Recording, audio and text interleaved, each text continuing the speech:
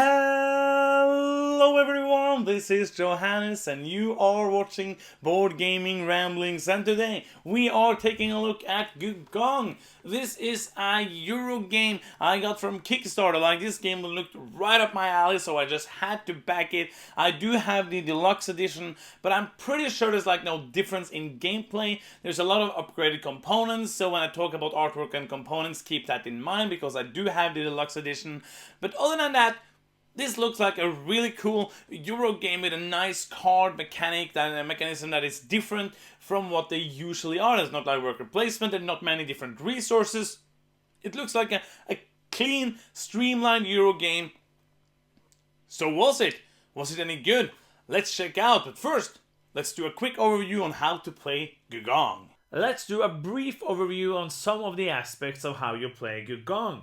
This game is mainly based around these cards that are laid out on the board. As you can see, there are 7 different spaces of the board, plotted like this, and these are 7 different actions you can do.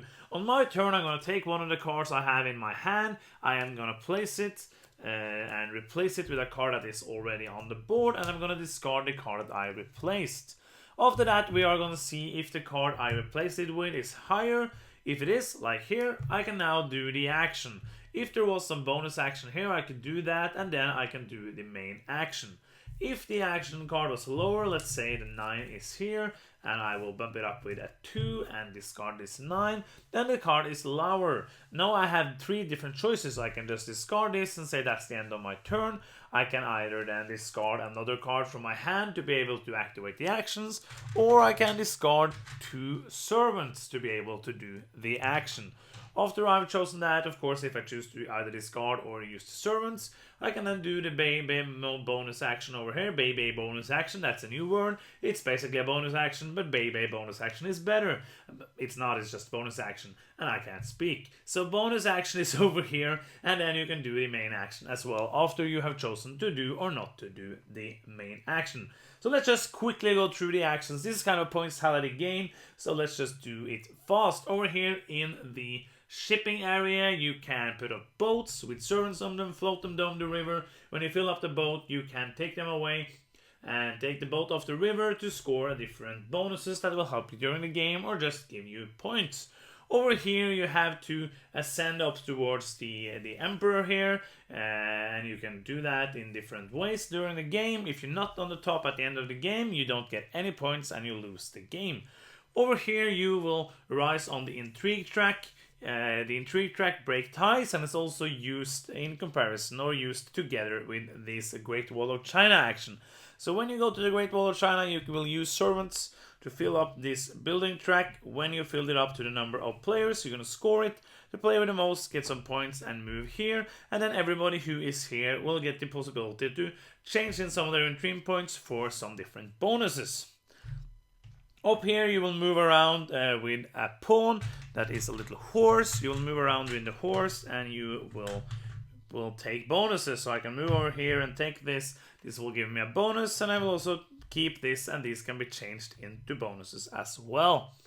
Over here you can buy jade. There's going to be cheaper in the beginning. Everything you buy here is with servants. So you can buy with 2 and 3, 4 and then 5. And these are worth points at the end of the game depending on how many you have. The last action is over here, which is where you can buy technologies. Basically, you have to pay different amount of servants depending on how good of a technology you want, and depending on how many other players are already at that technology. And that's going to score you points, give you abilities, and give you end of game scoring.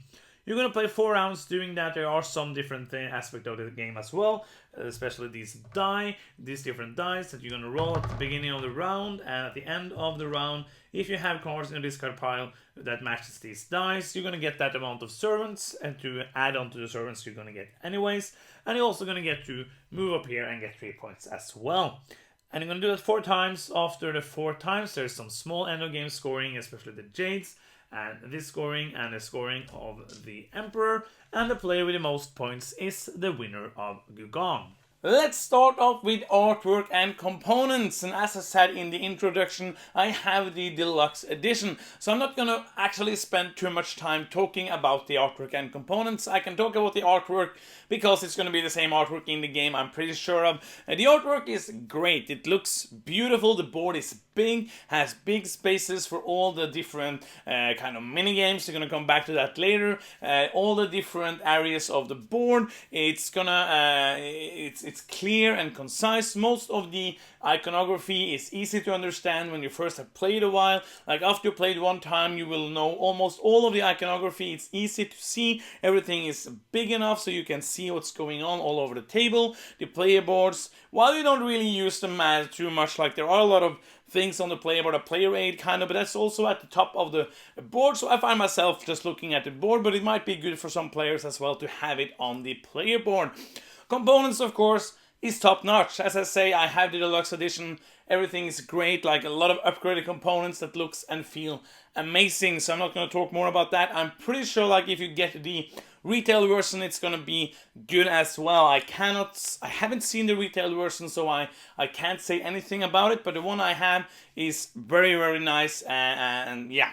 That's all I'm going to say about that, because some people feel like, oh, I want to own that deluxe edition, and I can't because it's a Kickstarter exclusive. I don't know why I'm speaking in this way when I'm so angry at Kickstarter. I kind of became a pirate there, I don't know why. So, yeah, gameplay. Let's go to that. And always, let's start with enjoyment. Did I enjoy my games of the Gugong? Yes, I did. I enjoyed it quite a bit. We played it quite a few times, and I just had lots of fun. This is, as I'm going to speak more of in playtime, it's a quick playing game. It's fun. The actions feel meaningful, even though they're always really simple. Like all the different actions are simple enough. I am having a high level of enjoyment while playing Gugong. Ease of play, I already said it. This is it's not a light game, but it's rules wise it's not too heavy, because the board is dealt into 7 different kind of mini games. It feels kind of like Trajan in that aspect, where it's a different mechanism of choosing the mini games. It's like, okay, I'm gonna go up here, that does that thing. If I go choose this place, I can do that. If I go this place, I can do that. And all of them are kind of torn apart from the others. A couple of them have interactions, but most of them are just like, I'm here, I'm here, I'm here, I'm here. And you're trying to do different things on the different ones, depending on what kind of strategy you're going for and depending on how you want to score your points. So ease of play, I would say, it doesn't have a really large learning curve. It's gonna be maybe a 15-20 minutes each, because there's kind of a lot of things to go through, but everything is easy to understand and nothing is really complex. So yeah, ease of play, pretty low ease of play, pretty high ease of play, pretty simple to play. I don't know, it's high ease of play or low ease of play. It's easy to play. That's what I'm trying to say. I don't know with all these English words all the time, but that's just how it is being a Norwegian up here in the dark with the polar bears. It's just how it feels. Playtime. I'm going to speak about my experience, and then I'm going to speak about an experience of another group I heard from. I've only played this game with 2 and 3 players, and I think I might like it best at those player counts as well. I really enjoy the 2-player game, but I think the 3-player game is even better. And that's player count. I haven't really talked about playtime, which was what I was going to do. That's why my brain kind of stopped. So yeah, I did player count first this time. Whoa, it's a difference because I forgot what I was doing.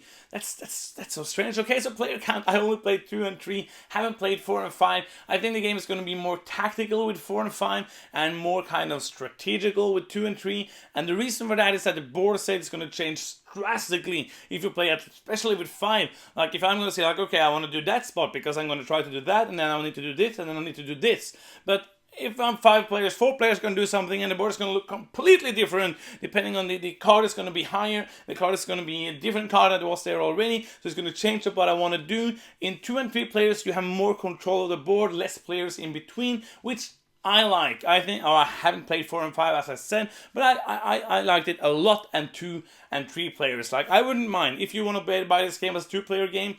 do it. It's great. It's going to be more static board, and but you know then where everything's going to be. Like, you know that this 9 is probably going to stay there. It's going to be hard to do that action. But then again, somebody might put a 1 or put something else because they really needed it, and then you can just swoop in if that was something you wanted to do.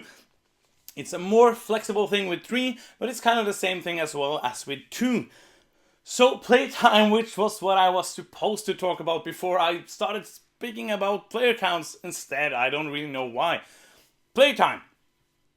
I played this game in 45 minutes with 2 players and about an hour with 3 players, which I think is a great playtime. Like, this is superb. This is like how this game is going to be at. It's a lighter tactical game. It just goes so quick. You play it in an hour. You feel like there's so much depth, so much you can feel. You feel like there's so much game in an hour. Like that's something I talk a bit about. Like when I play games, like when I play a game that's 2 hours, I wanna feel like there's 2 hours of game in that game. Sometimes, like when a game is dragging 2.5 hours, I would feel like if it was like 2 hours, it would be good, but then it started dragging. This game feels perfect at 1 hour. Before I played this game, I heard some people who played it the first time with 5 players, and they, in some bizarro world, they managed to spend 5 hours playing the game. And after playing this quite a few times, I don't understand how that would be possible. Like, all of the players gonna have like between 4. It's gonna be like, it shouldn't take more than maximum of 2 hours with 5. So if you're gonna play this in 5 hours, you're gonna have so much AP. You would have to play with 5 players to have the most AP in the world, just sitting 15 minutes doing a move. Like, because you're gonna do in the first round probably 4, maybe 5 actions, and that's, let's say it's 4 actions, that's times 5, that's gonna be 20 actions in the first round. And that's going to take you then over an hour to do those 20 actions. That means that you have to spend more than 3 minutes on every single action you do. That is out of my, I don't understand how that was possible. So yeah, for me, I think I got some disagreements as well on the Teotihuacan rules, or the Teotihuacan review with people. So with one person saying that we spent 3 hours playing this game, I spent 1 hour. So that happened. It depends on how you play. But I play with some slow players, especially Sunwa usually have a lot of AP. But if I'm starting to find out that she doesn't have a lot of AP, I don't want to play with players who have that kind of AP. That is so wild. This was kind of a rant on AP. I don't know why it ended up there. It did because somebody spent 5 hours playing this game, which should take them about 2 hours maximum. So I don't think I want to play this game at 5 if it just magically starts taking 5 hours. I could play an 18xx game in 5 hours, or The Colonists or something, which I don't never get time to do. So that's playtime and player count. We are down to replayability. And this might be where this game has some shortcomings. There's really not a lot of replayability in this game. The setup is going to be almost exactly the same. There's going to be some different technologies. Each turn there's 5 of each, I'm pretty sure. And you're using 2 each round, so that's going to be kind of different. It just changes a bit on how you will score. You change a couple of special actions, but other than that, that's not going to change the game a lot. It's just going to change it a bit, not too much as well. And then you have like the only other thing that's different is that you can, instead of using the normal set of cards and the 1 through 7 that you will put out, instead you're going to shuffle everything together. We did that, and you will have a bit of a different start for each round or for each game. But other than that, there's really nothing that changes up the game. So it's still fun after the times I played it, and I think I can play it. For me, it has enough replayability because I don't play games like 10-15 times, with a few exceptions. But if you want to buy a game and play it like a bunch of times, I don't think Gugong is going to be that game, because it's probably going to start feeling samey after maybe 10 plays. Especially if you do that in a short amount of time, you're going to start feeling that you're kind of doing the same thing, of course, depending on where the cards are, depending on where the other players are going, but you're trying to go for the same kind of thing. I think that I tried doing different things in all the games I played, but I'm starting to come to the point where if I'm going to play it again now, I'm probably going to end up doing one of the things I tried doing the other times, because there doesn't feel like there's so many paths to victory. It feels like there are some main strategies in trying to get points, and with some nuances here and there. But I don't feel like there's some crazy wacky strategy like, oh, next time I'm gonna try to do this and this. It's gonna be kind of the same main strategy with some tactical outspurts here and there, depending on what the board stated and depending on what the other players are doing. So that might be the most negative about this game. So let's go to final thoughts. I just spoke about my negative, that's replayability. It doesn't have such a high replayability, but for now, this is a very fun game. Is it an amazing, fantastic game that's gonna last forever? I don't know yet. Like, I don't know if I'm gonna ever play it again. I would like to, because I've had fun with all the times I played. I would like to play it again, but I don't think it's gonna be one of the first one I grab. It is fast, so if I can play it with 5 players in about 1.5 hours, I'm gonna be happy. I'm gonna try it with 5, probably over the holiday or something if we have time. But it is a very, very good game. It's a game I enjoy. Like, you know, I mostly review games I enjoy. Some games I'm just gonna enjoy a bit, and people speak a lot about these, like, reviewers being very positive. And as you know, Noah, when I started rating the games, you will kind of get a better feeling of what I actually feel. Because 7, as you know, is a game that I have enjoyed, but it's probably not going to be played after the review. Gugong is going to land in so far at, I think it's going to land in on an 8 so far. It might drop to 7.5 if I play it more and feel like the replayability isn't there, but so far it's an 8. That means it's a game I've enjoyed a lot and a game I really want to play again. And that is the end of my review for Gugong. Thank you so much for watching. It really means a lot, every single one of you who sits down and watch the reviews. If you haven't subscribed to the channel, please do so. It means a lot to us. Please like and please leave a comment. And that's the end of the video. Thank you so much for watching. I'm Johannes. You've been watching Board Gaming Ramblings, and bye bye.